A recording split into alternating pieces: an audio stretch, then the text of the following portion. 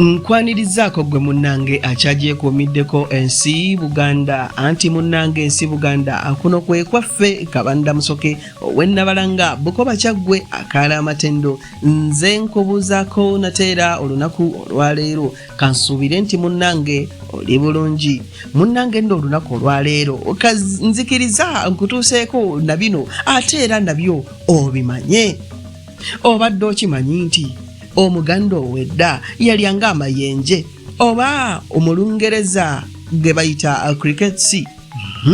Munnange nno waliwo ebintu ebiriibwa mu Buganda okugeza nga enseenene, enswa, muno mulimu ensejjere, embobya, ennaka, entunda, empawu n'endala. Owulidde gwe munnange balya n'amasiinya, essami, enjiibwa n'amayuba, amafulungu, ennyanyagize, entawuluzi, enkwale, enkofu n'ebirala.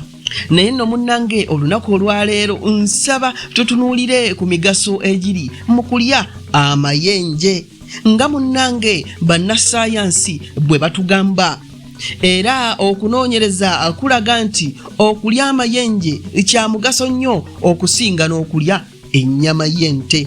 Owulira gwe munnanga mpuliriza gakendeeza ku ndwadde z'emitima, malungi eri oyo omulwadde wa sukaali, gazimba obutafaali obukola omubiri, galimu ekirungo kya kalishiyamu, ayoni ne zinki ebigumya amagumba ne biziyiza n'endwadde endala, gazzaamu amaanyi anti ekirungo kya vitamini B12 kijjudde omwo. Nkugambye mulimu amasavu amalungi eri obulamu bw'omuntu.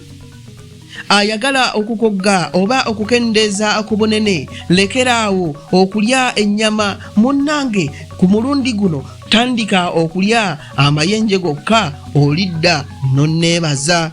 Era wano weekubuuliza nti bw'oba osobola okulya enseenene n'enswa lwaki tolya amayenje? Jjukira munnange nti amayenje mangu nnyo okulunda okubanga mu wiiki 3 zokka obeera weeriira ng'okungula.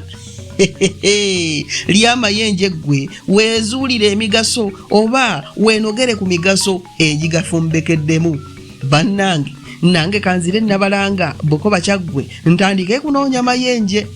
Bino kambikomye wano tuddiŋŋana ate mu kitundu ekinaddako ng'ate nkuwa ebirala. Ai Katonda kuuma Namulondo.